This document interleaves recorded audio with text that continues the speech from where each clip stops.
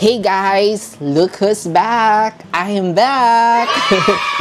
Finally, nakapag-upload ulit ako ng video and it's been a while na wala akong upload. Like July, August, September. So more than 3 months akong wala upload ng video. And I'm so happy na nakabalik na ulit ako. And God is so great talaga kasi nakakapag-recover na rin ako kahit papano. And wala talaga imposible kay God as long as we have faith in Him. So, nothing is impossible to Him talaga. So, yay! By the grace of God, nakakapag-recover na rin tayo. Kayo, kamusta kayo? Sobrang na-miss ko kayo mga palangga. And maraming salamat pa rin sa mga nagsusuporta sa channel ko, nanonood ng mga videos. Maraming salamat po. At huwag kayo masyadong mabother sa mata ko ha, kasi ganito talaga siya. Yung kirat talaga yung kanyang kabilang mata. Kaya parang feel yung nanduduling ako, ganun. Kaya huwag kayong mabother. Anyways, for today's video, I know that you guys are so excited. Kasi ang dami na nagpa-follow up sa akin. Kamusta ka na? Kamusta na yung mga credit cards mo? So, I'm so happy that you guys are waiting for me as well to give you guys an update about my credit cards. And for today's video nga mga palangga, I'll give you an update about my 5 credit cards. So, 5 pa rin yung credit card ko. And I'll give you guys an update kung paano ko nga ba nagagamit itong mga credit cards ko recently at ano yung mga plan ko for this credit card. Well, for me, to start with, sobrang maganda talaga ang credit card, mga palangga. And very helpful talaga siya, especially nowadays na karamihan na ngayon ng mga establishments, especially online, di ba?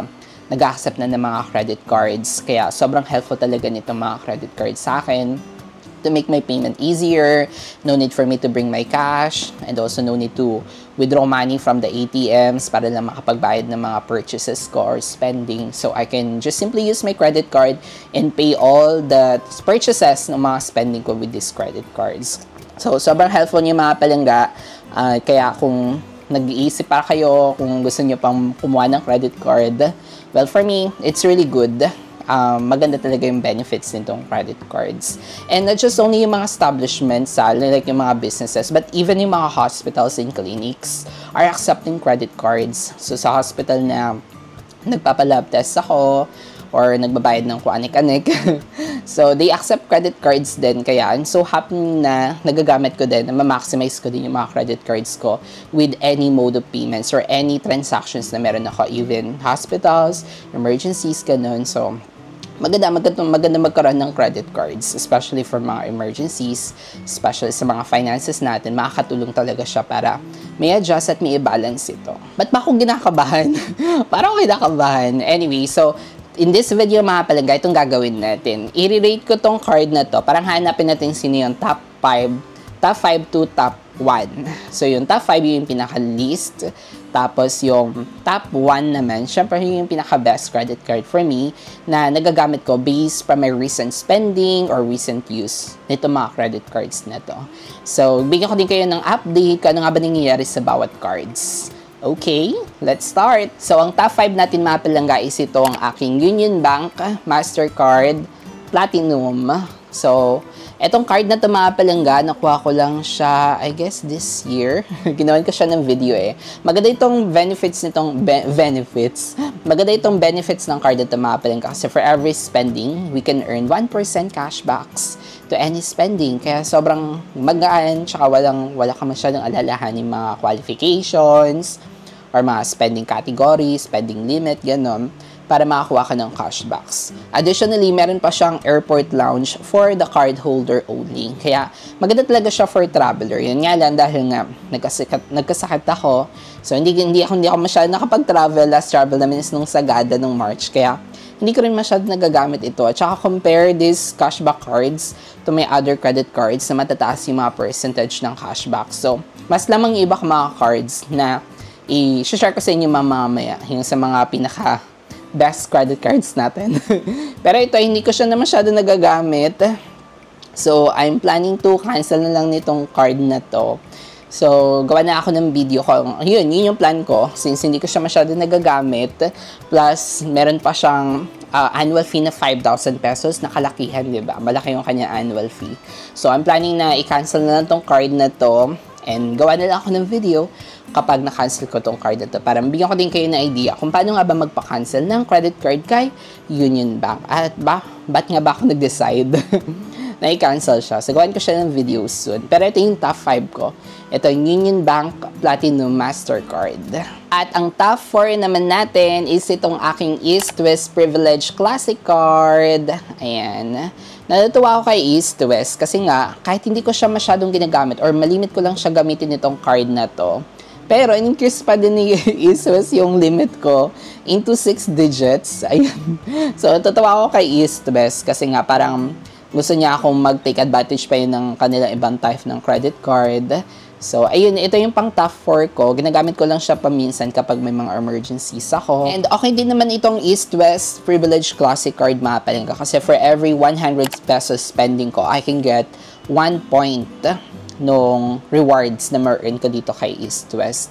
So, sa ngayon, hindi ko pa siya na-redeem yung points na na-earn ko. Pero naka 500 points. More than 500 points na ako dito kay East West Privilege Classic Card. At yung minimum ng redemption ng kanilang points is 500 points. So, binuo ko muna yun para ma-redeem ko muna yung points na makukuha ko dito sa card. And then, I'm also planning to cancel this kasi hindi ko naman siya talagang ginagamit. Pero, ang iisip ko, i-take advantage ko yung isang card na ina-offer ni East West, yung East West Mastercard Platinum, yung no annual fee for life. So, yun yung iniisip kong i-convert itong card na to or pa-close itong card, kuha ko nung East West Platinum Mastercard para kahit papano, kahit hindi ko man gamitin or gamitin ko man o hindi, di ba, walang annual fee. Kasi itong card na to, itong East West Privilege Classic Card, meron siyang annual fee na 1,500 pesos. Kaya, ayun, so I'm planning to cancel. Maganda siya kasi maliit lang yung kanya annual fee. Good talaga siya for beginners. Pero, nga lang dahil hindi ko siya masyadong nagagamit, so I think hindi maging worth it yung pagbayad ko ng annual fee for this card. So I'm planning to cancel this card din po. Katulad nung aking Union Bank Platinum Mastercard. And gagawin ko pala siya ng video, mga palangga, on how I was able to redeem my points with my East West para magkaroon din ng idea yung mga East West credit card holders dyan kung paano nga ba mag-redeem ng points. So, gawin ko siya ng video soon. Kasi sa ngayon, hindi ko pa siya na-redeem. Pero kapag na-redeem ko na siya, mga palengga. So, share ko sa inyo kung paano ko siya na-redeem. Ano yung process ng redemption ng points ng East West credit card. Sorry medyo mabilis ba ako? Di ko alam, parang ako kinakabahan. Parang first time ko ulit mag-vlog after more than 3 months. Anyway, so punta tayo sa top 3 credit card natin. Yung top 3 naman natin is itong aking Union Bank Rewards Visa Platinum. So, nakakatawa itong card nito, mga palangga, kasi yung benefits nito is I can get 1 point for every 30 pesos spend. So, sobrang liit lang ng spending, di ba? I can get 1 point na agad. Plus, kapag shopping to dining pa siya, yung transactions, times 3 pa yung kanyang points. Kaya, sobrang sulit nito pagdating sa mga shopping and dining. So, ito yung mga palangga. Yung Union Bank Rewards Visa Platinum. At isa pa sa kagandahan nitong card na ito, mga palangga, is yun nga yung promo niya na no annual fee for life. So, kahit hindi ko man to gamitin tong card na to, or kahit keep ko lang to sa wallet ko for emergency, it's okay kasi nga, no annual fee for life na siya. So, ongoing pa rin yung promo nila, mga palangga, up until February 2026. 2026, diba? Nag-extend yung kanilang promo for no annual fee for life. Kaya naman sa mga wala pang credit card kay Union Bank and you want to take advantage, no annual fee for life na nag-earn ng points kasi meron sila mga cards na wala namang rewards. Like yung mga U credit card nila, wala namang points yon. Pero this one, itong Union Bank Rewards Visa Platinum. So, as long as we hit the 20,000 pesos spending within 60 days from approval date, then we can get the promotional of no annual fee for life. Kaya for me, best din itong credit card na to. And if you want to take advantage of this card, mga palangga, kung gusto nyo i-avail yung promo nila, mga palangga, lagay ko yung link ng referral link ko in the description box and also sa comment section para naman makapag-apply kayo at para ma-take advantage nyo yung yung promotion ni Union Bank for no annual fee for life. Again, spend 20,000 pesos spending within 60 days from approval date and you must be a first time credit card holder ni Union Bank. Kung wala ka bang credit card kay Union Bank. Ginawan ko din siya ng mga videos before kung paano nag-work yung promo niya. Tapos yung mga features nitong card na ito. So you may also consider watching those previous reviews ko and vlogs with this Union Bank Rewards Visa Platinum after this video. At bago tayo humantong sa pangalawang best credit cards natin, kung matagal ka nanonood ng mga video ko, it's time for you na para isuportahan ako. Supportahan ako sa channel ko by clicking that subscribe button and hit that like button naman, di ba? Para naman ma-recommend ni YouTube algorithm itong video na ito sa iba nating mga palangga. Maraming salamat po. And now, ang top 2 credit card natin is itong ating HSBC Live Plus credit card. Ayan. Ang ganda ng card na to. Ito yung pinakauna kong card na pa-vertical yung kanyang design. So, HSBC Live Plus Visa Signature. So, worth it itong card na to mga palangga, especially sa mga non-essential spending ko. Kasi nga, I can get 8% cashbacks mga palangga for dining. So, every time na kumakain kami sa restaurants o sa labas, and then if I will be using this card, I'm earning 8% cashbacks. And also, 5% cashbacks naman pagdating sa mga shopping and entertainment. Like, kung manonood kami ng, kunwari, kung example, manonood kami ng sine, bibili kami ng tickets, gano'n. So, I can get 5% cashbacks from that spending. And also, 2% cashback naman from other eligible spending. So, sobrang sulit nitong card na ito mga palangga, lalo na sa mga non-essentials, mga entertainment, for shopping and dining. Kaya naman, gamit na gamit ko talaga itong HSBC Live Plus Visa Signature Credit Card. Yun nga lang, may catch itong card na ito. So, for us to get those higher cashbacks na pwedeng maibigay nitong card na ito, kailangan makapag-spend tayo ng at least 10,000 pesos spending before the cut-off date or before our end date ng ating billing cycle. Ganon. So, may mga cut-off dates kasi tayo sa ating credit cards. So, bago mag-cut off yung ating billing cycle or yung cycle ng ating credit card, so kailangan makapag-spend tayo at least 10,000 pesos in total.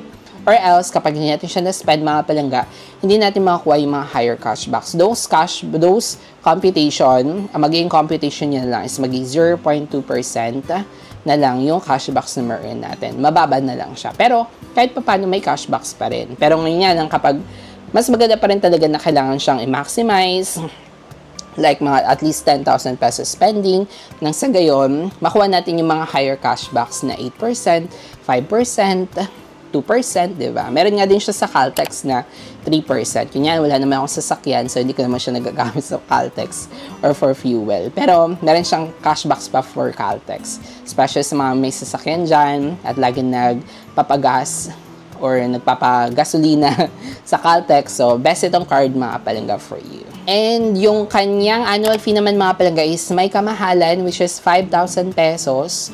So, mahal yung annual fee niya. Sa ngayon, hindi pa ako na-charge, pero kapag na-charge ako ng annual fee, I will try to check with their customer service kung mapagbibigyan tayo ng waiver. Pero yun, may kamahalan siya, 5,000 pesos yung kanyang annual fee. Kaya, consider niyo yung mga palangga kung mababayaran nyo ba, kung kaya nyo bang yung annual fee, makover yung annual fee ng mga na-earn yung cashbacks. Kaya, mas maganda talaga na i-maximize talaga siya kung meron kayong ganitong card.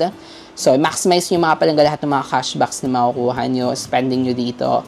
Nang sa gayon, mabawi nyo yung mga annual fees na mga credit cards nyo. And ang top 1 natin pa din is goes to BPI Amari Cashback Credit Card. So, for me, parang totoo yung kasabihan na kung ano yung pinakauna mong credit card, yun parang magiging best credit card mo. And this is my first credit card, itong BPI Amari Cashback Credit Card. My first credit card and still my best credit card up until now. At ang masasabi ko talaga is sobrang sulit nitong card ng mga palangga. Really best for beginners. Kasi this card mga palangga is sobrang best sa mga essential spending natin. We can earn up to 4% cashback sa mga grocery spending. So mag-grocery kayo, kahit anong grocery store man yan, basta grocery yung type ng merchant. So, we can get 4% cashbacks. And also, 1% cashbacks naman sa mga utilities, like yung pagbayad ng mga bills, Meralco bills, water bill, lahat ng mga bills natin. So, we can get 1% cashbacks from that.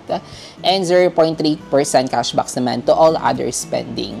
Pero, katulad ng HSBC natin, meron din siyang catch para makuha natin yung mga cashbacks. So, itong card na ito, yung catch nyo mga palangga is dapat yung transaction natin is at least 1,000 pesos yung transaction. Hindi naman saktong 1,000, basta at least 1,000 pesos saka siya maging eligible for cashbacks. Pero kapag less than 1,000 na siya, then wala siyang cashbacks. Kaya mas maganda talaga siya sa mga essentials or mga higher spending. So, ginagamit ko siya sa mga bigger spending ko, like yung mga utilities, like yung mga pag-ibig, gano'n. So, nakakapagbayad ako sa bayad online kasi kinoconsider siya as utilities. Sa mga groceries ko, ayun. So, sobrang helpful nitong credit card na ito mga palangga. At meron pala siyang annual fee mga palangga which is 2,050 pesos. Pero sobrang generous naman si BPI. Meron yung last na na-waive naman yung annual fee niya. Kasi nga, meron silang parang spending na kapag na-hit mo yung annual spending na to between 180k ata. If I'm not mistaken, at least 180k to 200k ganon. Then, automatically na-waive naman yung annual fee niya. Kaya, maganda tong card na ito mga palangga. For me, it's still my best credit card pa din. And ever since, hindi pa rin ako nakakapagbayad ng annual fee for this card kasi nga, na-waive pa rin siya ni BPI. So, sobrang generous pa rin ni BPI. And I'm so happy na na-enjoy ko yung mga cashbacks na nakukuha ko dito sa card na to. Hindi lang para pantapal dun sa annual fee, but also nagagamit ko talaga yung cashbacks nito. Kaya sobrang na-enjoy ko siya mga palangga. Itong paggamit ng BPI Amore Cashback Credit Card. So yun, ito yung lagi kong gamit na credit card and also itong HSBC Live Plus. Itong dalawang to pa rin. Yung parati kong ginagamit na credit cards recently for my essentials, non-essentials, essentials, non-essentials, essentials, non-essentials, and yun. And then the rest naman is yung mga pang-backup ko na lang or yung mga emergencies. Like for example is, hindi kaya ng due date, kailangan ko ng matagal na extension ng pambayad, ganun. So ako kinoconsider gamitin yung iba ko mga type ng credit card. Kaya helpful din talaga na meron tayong mga extra credit cards para nang sa gayon, di ba? Kung kailangan natin, hindi kaya ng pagbayad ng ating mga credit cards na to or naubusan tayo ng limit, then we have some backups pa din. Pero so yun, recently, this is still my best credit cards. Itong BPI Amore and HSBC Live Plus. Yung top 1 natin and top 2. So ayun, these are my top 5 credit cards kasi ito lang naman yung credit cards na meron ako. Tapos babawasan pa siya kasi nga, I'm planning to cancel one of the cards here. At saka i-convert natin yung isa nating credit card which is yung East West. So mag-update ulit ako sa inyo mga palangga sa mga next vlogs natin. And as I always reminder sa mga kapwa credit card holder ko dyan na lagi nyong alamin or isipin yung due date niyo yung mga credit cards. So, kailangan dapat natin mabayaran yung mga credit cards natin on or before due date or on time nang sa gayon. May iwasan natin yung mga penalties, interest, mga fees ng mga bangko at natitake advantage natin ng maganda at maayos yung credit card. Hindi yung tinitake advantage tayo ng mga banks. Okay? So, that's it muna for today's video mga palangga. Maraming salamat sa pag-support at sa mga nanonood ng mga credit card videos ko.